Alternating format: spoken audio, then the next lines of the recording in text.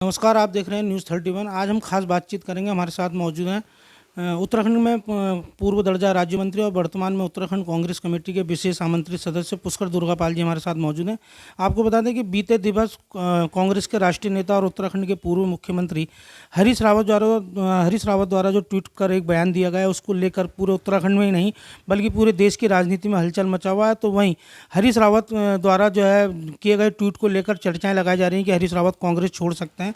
हालांकि पार्टी शीर्ष नेतृत्व ने जो है आज हरीश रावत और कांग्रेस के प्रदेश अध्यक्ष गणेश गोदियाल और नेता प्रतिपक्ष प्रीतम सिंह को जो है दिल्ली तलब भी किया है। देखना है कि वहाँ क्या बातचीत होगी, लेकिन हरीश रावत के ट्वीट ने पूरे उत्तराखंड की राजनीति में भूचाल मचा दिया। तो वहीं हरीश रावत के समर्थकों में भी उनके द्वारा किए गए ट्वीट को लेकर काफ़ी निराशा है और तरह तरह की चर्चाएं लोगों में है कि हरीश रावत यदि पार्टी छोड़ते हैं तो 2022 का चुनाव भी नज़दीक है और कांग्रेस के सामने एक चुनौती भी है। ऐसे में इस चुनौती को कांग्रेस कैसे पार करेगी, तो हम खास बातचीत करेंगे पुष्कर दुर्गापाल जी के साथ, क्योंकि आप भी हरीश रावत के काफ़ी नज़दीकी हैं और किस प्रकार का जो है माहौल है उत्तराखंड के अंदर, हम बातचीत करेंगे। दुर्गापाल जी, आपका स्वागत है न्यूज़ 31 में। कि हरीश रावत जी ने जो कल ट्वीट किया है उसको लेकर जो है एक बड़ा उत्तराखंड में राजनीतिक भूचाल मचा है, उस पर आपका क्या कहना है? पहले तो आपका नमस्कार, आपको बहुत बहुत धन्यवाद। न्यूज़ 31 को मैं आभार व्यक्त करना चाहता हूं और मैं इतना बताना चाहता हूं कि जो पार्टी छोड़ने वाली बात मीडिया के माध्यम से आ रही, ये गलत बयान है। हरीश रावत जी ने कहीं नहीं कहा मैं पार्टी छोड़ रहा हूं। हरीश रावत जी पहाड़ के, उत्तराखंड के सर्वमान्य नेता हैं, लोकप्रिय नेता हैं, पहाड़ को बहुत बारीकी से समझे हुए हैं और कांग्रेस को उन्होंने पिछले 4-5 महीने में ज़मीनी स्तर पर कांग्रेस को खड़ा कर दिया है और कांग्रेस विजय की ओर आगे बढ़ रही है हरीश रावत के नेतृत्व में कांग्रेस की 2022 में सरकार बनेगी, ऐसा मेरा मानना है। दुर्गापाल जी, जैसे रावत जी ने लिखा है कि पार्टी शीर्ष नेतृत्व भी जो है कोई संज्ञान नहीं ले रहा है और उन्होंने जो है अपने बयान में जो है कहीं ना कहीं प्रदेश में जो कांग्रेस के बड़े लीडर हैं, चाहे वो नेता प्रतिपक्ष कह लें या अन्य लोगों, उन पर भी कहीं ना कहीं तीखा प्रहार किया है। तो आप उसमें क्या कहेंगे?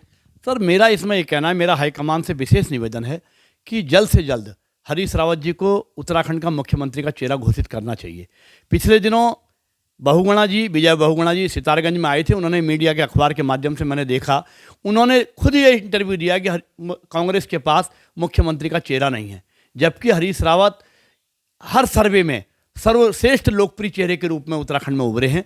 तो कांग्रेस को हरीश रावत के चेहरे पर चुनाव लड़ना चाहिए। अगर कांग्रेस के कुछ लोग उनको रोकने का प्रयास कर रहे हैं तो इसका खामियाजा कांग्रेस को भुगतना पड़ेगा, ऐसा मेरा मानना है।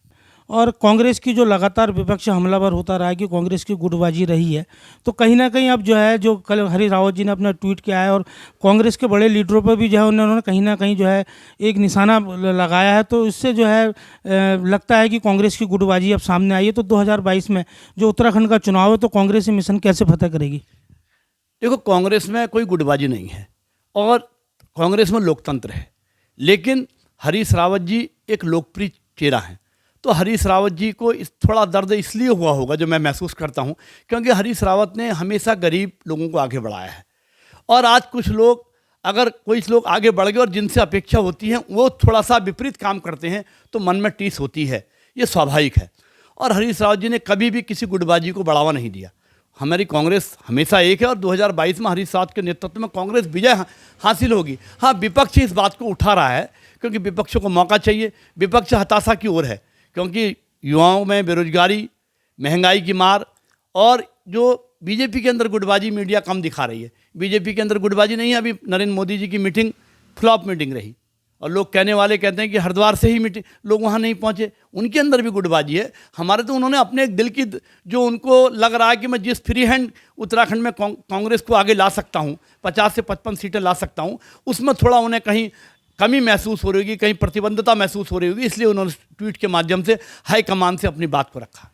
दुर्गापाल जी, जैसे रावत जी ने कहा है कि यदि आज, हालांकि शीर्ष नेतृत्व में राहुल गांधी जी ने उन्हें बुलाया है, यदि वहाँ कोई निर्णय निकलता है, और रावत जी ने ये भी कहा है कि 2022 में जो वर्तमान में उनके साथ कांग्रेस के अंदर जो भीतरघात कहें या जो उनकी उपेक्षा की जा रही है, उसको लेकर उन्होंने आराम करने की जो बात कही है।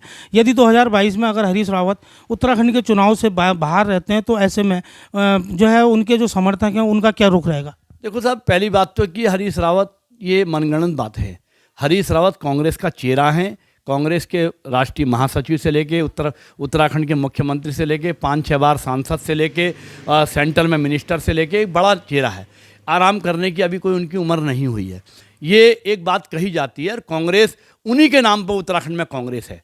अगर हरीश रावत आराम करेंगे तो कांग्रेस का ये विजय रथ आगे बढ़ पाएगा, नहीं बढ़ पाएगा, इसमें विराम लग सकता है। और आपने कहा है कि उत्तराखंड के अंदर हरीश रावत एक ऐसा चेहरा है कि जो आज कांग्रेस की पहचान है उत्तराखंड में हरीश रावत के नाम से है। और पिछले 4-5 महीनों से लगातार जिस प्रकार से उनकी रैलियां और जनसभाएं चल रही हैं तो वो जनता को जोड़ने के साथ ही कार्यकर्ताओं को भी एकजुट कर रहे हैं। तो वहीं आपका कहना ये भी है कि कांग्रेस में कोई गुटबाजी नहीं है। हाँ, मन की कोई टीस थी, उन्होंने उस बात को कहा है और पार्टी शीर्ष नेतृत्व को संज्ञान लेना चाहिए। तो वहीं आपका ये भी कहना है कि 2022 में जो उत्तराखंड में चुनाव है कांग्रेस को हरीश रावत का चेहरा मुख्यमंत्री के रूप में घोषित करना चाहिए। और यदि हरीश रावत को आज भी जो है सम्मान शीर्ष नेतृत्व द्वारा नहीं दिया गया या कोई इसमें निर्णय नहीं लिया गया तो 2022 में यदि हरीश रावत ने जो आराम करने की बात कही तो उत्तराखंड के अंदर कांग्रेस का विजय रथ जरूर रुकेगा और प्रदेश की जनता का जो है इसमें जो है प्रदेश की जनता को भी काफ़ी नुकसान होगा। तो वहीं प्रदेश के विकास भी ठप होंगे। तो आपने कहा है कि हरीश रावत यदि हैं तो कांग्रेस उत्तराखंड में जो है उत्तराखंड में कांग्रेस का नाम है और पार्टी शीर्ष नेतृत्व को हरीश रावत ने जो अपनी पीड़ा व्यक्त की उस पर संज्ञान लेकर इस पर कोई ठोस निर्णय लेना चाहिए। रामनगर से राजीव अग्रवाल के साथ कैमरामैन बंटी अरोड़ा, न्यूज़ 31 उत्तराखंड।